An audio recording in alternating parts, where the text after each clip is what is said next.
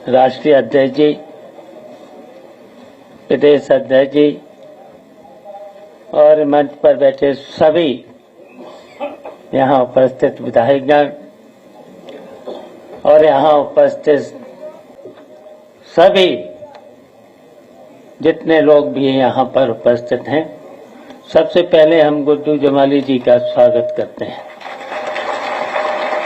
उसके बाद उनके सभी जितने भी उनके साथ आए हैं सभी का स्वागत करते हैं। और प्रसन्नता की बात है कि आज गुड्डू जमाली और उनके सभी साथी बसपा को छोड़ करके समाजवादी पार्टी में सम्मिलित हो रहे हैं। और यहीं तक नहीं, गुड्डू जमाली जी आज हम लोगों के साथ जीवन भर के लिए साथ हो गए हैं। उन्हें आश्वासन दिया और हम भी उन्हें आश्वासन देते हैं। उनका, उनके साथियों का समाजवादी पार्टी की तरफ से और हमारी तरफ से हमेशा उनका समाजवादी पार्टी में सम्मान रहेगा। और आज भारतीय जनता पार्टी ने देश के सामने संकट पैदा जो किया है, संविधान को भी जो बदलने की नियत है, और इसी के साथ साथ पूरी तरह से लोकतंत्र की जितनी भी मान्यताएं थीं उनको समाप्त करने की कोशिश की है। तो इनको और देश को बचाने का काम पीडीए के लोग तो करेंगे ही, और पीडीए के साथ साथ जो आज देश में सबसे दुखी किसान, नौजवान और मुसलमान जो दुखी है, उसकी लड़ाई हम लोग सब लोग मिलकर के इस भारतीय जनता पार्टी को, और इसलिए भारतीय जनता पार्टी को हटाना जरूरी हो गया है। भारतीय जनता पार्टी से बेईमान अभी तक तो मैंने किसी भी सरकार को, इतनी बेईमान सरकार को नहीं देखा। और इतने झूठे लोग, इतने झूठे, बताओ, राम की कसम तो खाते हैं और राम की भी झूठ बोलने का काम करते हैं। बताइए, हम सब लोग राम को मानने वाले हैं? तो इतने झूठे लोग हैं।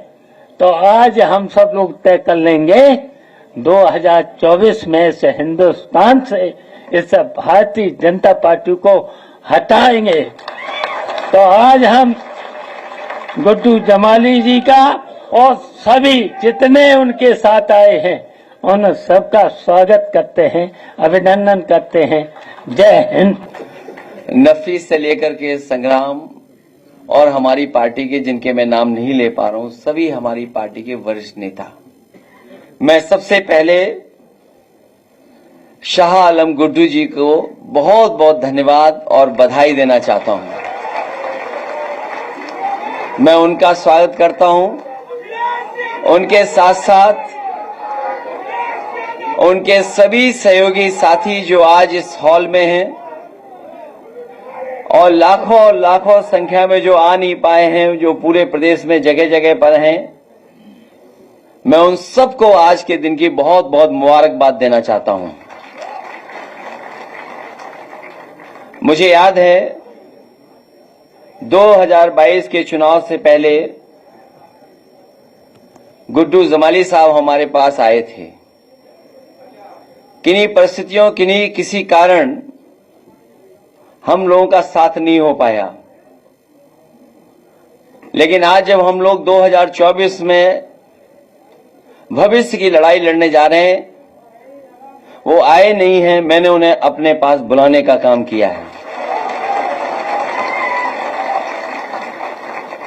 मैं अपनी तरफ से और पार्टी की तरफ से पूरा भरोसा दिलाता हूं, जिस जिम्मेदारी के साथ आप दूसरे दल में थे, जिस तरीके से आपने कभी पीछे मुड़ करके नहीं देखा, इस पार्टी में भी आपको रह करके आपको अपने घर जैसा लगेगा। ये आप अपनी पार्टी में वापस आए हैं। हालांकि इस मंच पर गुड्डू स्क्वायर हैं और अखिलेश भी स्क्वायर हैं। गुड्डू भी स्क्वायर है और अखिलेश भी स्क्वायर हैं, और हमारे साथ बलराम जी भी हैं, दुर्गा जी भी हैं। ये तो भगवानों के नाम है। कौन नहीं है? मैं देख रहा था कि सबके नाम में भगवान। आपको पता होगा चाचा के नाम पे कौन सा भगवान? और कोई बचा? श्याम बहादुर। तो ऐसा कोई नहीं है। हम सब लोग मिलकर के पार्टी को मजबूत बनाने का काम करेंगे। जिस तरीके से कभी समुद्र मंथन हुआ था, उस बार ये संविधान मंथन होने जा रहा है। एक तरफ तो वो लोग हैं जो संविधान को बचाना चाहते हैं, संविधान की रक्षा करना चाहते हैं, संविधान के रक्षक होंगे, और दूसरी तरफ वो लोग हैं जो संविधान की धज्जियां उड़ाना चाहते हैं। तो एक बार कभी हुआ होगा समुद्र मंथन, इस चुनाव में होने जा रहा है संविधान मंथन। मुझे खुशी है इस बात की कि गुड्डू जमाली जी के आने के बाद न केवल आजमगढ़ बल्कि पूरे उत्तर प्रदेश में एक नई ऊर्जा के साथ एक बड़ा संदेश जाने का काम कर रहा है। और हमें खुशी इस बात की भी है कि हमारा पीडीए परिवार बढ़ता चला जा रहा है। ये जो पीडीए परिवार है, ये बढ़ता हुआ चला जा रहा है, और हम जितना परिवार बढ़ा लेंगे उतनी ही ताकत से 2024 में भारतीय जनता पार्टी को हराने का काम हम लोग मिलकर के करेंगे।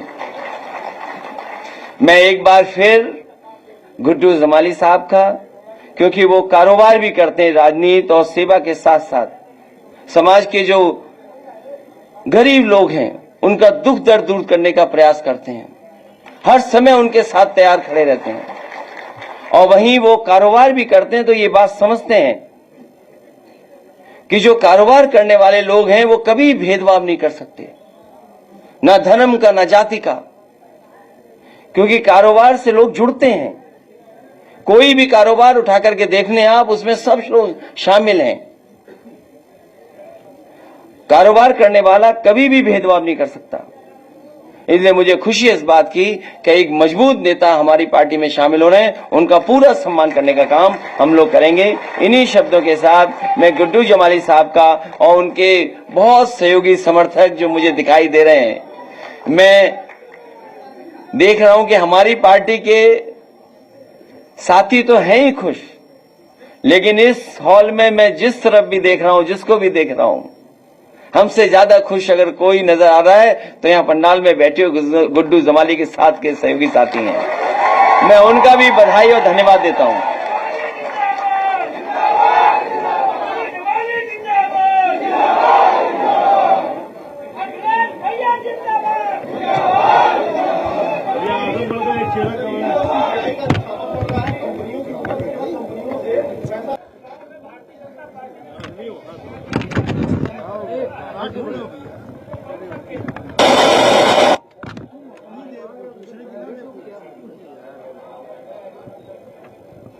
वो तो बता रहे थे कि अंतरात्मा से वोट दिया है। लगता तो ये कि अंतर खात्मा हो गया उनका।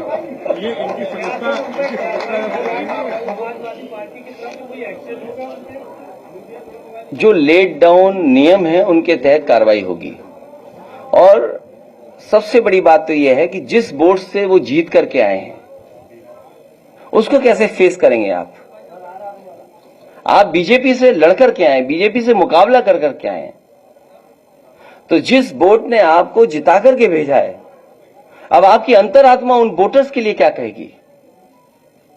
जो सामने आपके खड़े होंगे वोटर्स, उनका जवाब क्या देंगे? और हमें तो याद है कि बहुत बड़े पैमाने पे सूचना बीजेपी की और आरएसएस क्या कर रही वो हमें देते थे। हमें तो दुख इस बात का है, अब जानकारी हमें कौन देगा? हमारे पीछे जो बैठते थे वो बीजेपी और आरएसएस की हमें सूचना देते थे कि अब हमें कौन देगा वो सूचना।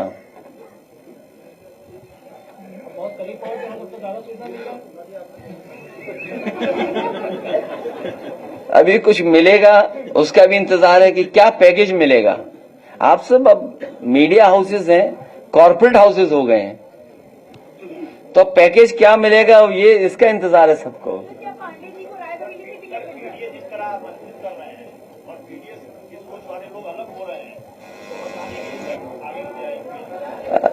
पीडीए परिवार बढ़ता चला जा रहा है, उसी की घबराहट है बीजेपी के अंदर।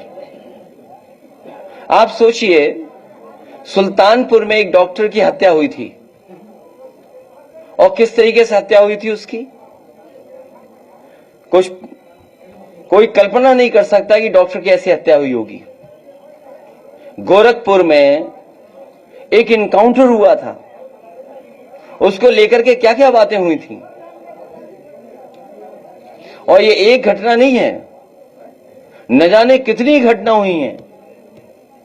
जहां तक पीडीए परिवार की बात है, पीडीए परिवार बढ़ता चला जाएगा। इसी की घबराहट है कि भारतीय जनता पार्टी को पार्टियों को तोड़ना पड़ रहा है और भारतीय जनता पार्टी को एक अपना गुट अलग बना देना चाहिए।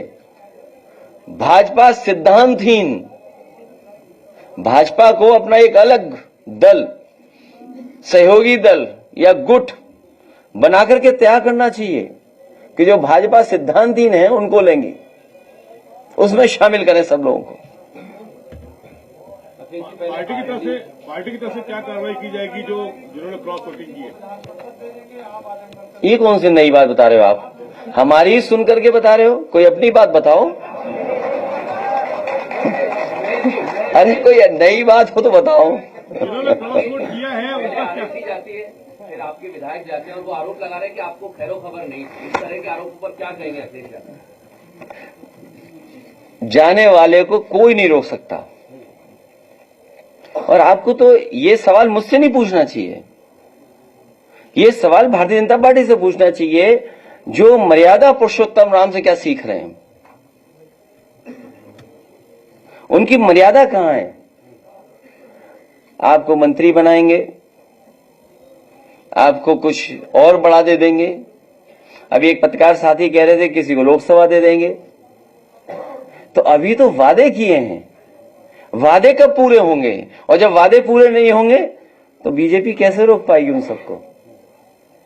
लेकिन अभी आपने कोई कार्रवाई नहीं की है, अभी तो वो सभा के जो नियम है उसके तहत कार्रवाई होगी।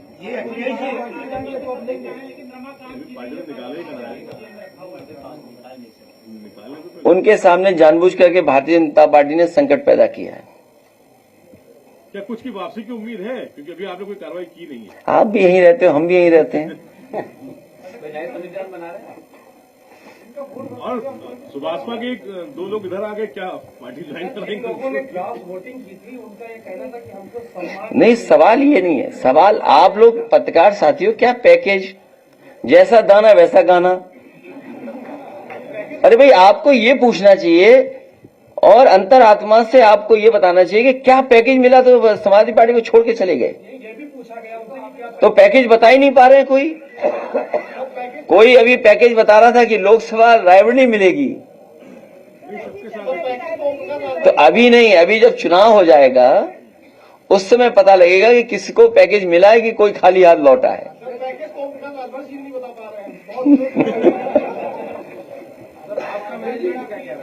हमारा मैनेजमेंट नहीं। अब स्वार्थ, किस पे स्वार्थ नहीं छिपा?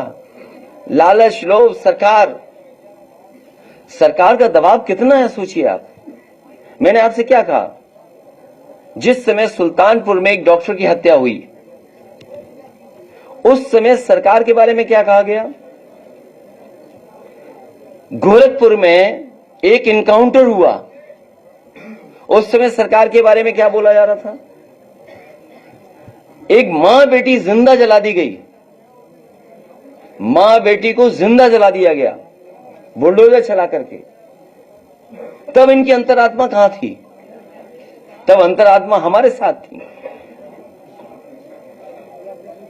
ये मैनेजमेंट नहीं, मैनेजमेंट से ऊपर वाला काम हुआ है। लेकिन तोड़ फोड़ तो आपने भी कर दी सामने वास्तव में, है तो टैग तो उनका लिए नहीं लिया।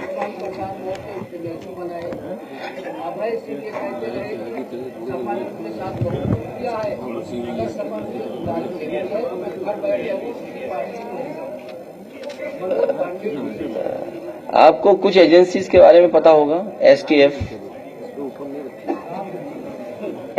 एक एजेंसी है, कहीं असला पकड़ा गया था, कुछ एड्रेस कहां का था। तो कुछ लोग जान बचाने के लिए और कुछ लोग दबाव में और कुछ लोग सम्मान पाने के लिए गए हैं। हमें उम्मीद है उन्हें सम्मान जल्दी मिलेगा।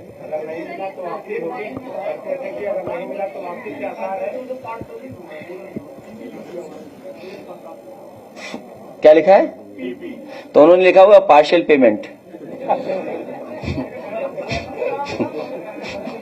मतलब पार्शियल पेमेंट हुआ है इसलिए मैं पीपी लिख के जा रहा हूं, एफपी नहीं लिखा उन्होंने, फुल पेमेंट।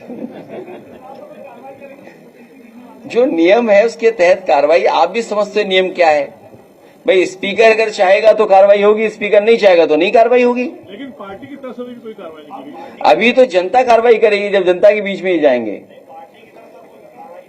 आप ये चाहते हो कि हम आजाद कर दें उन्हें, अरे हम लोग, आप लोग चाहते हो हम लोग आजाद कर दें उनको। जो नियम है उसके तहत कार्रवाई होगी और आपको भी नियम की सीमा पता है। अगर स्पीकर चाहेंगे तो कार्रवाई हो जाएगी।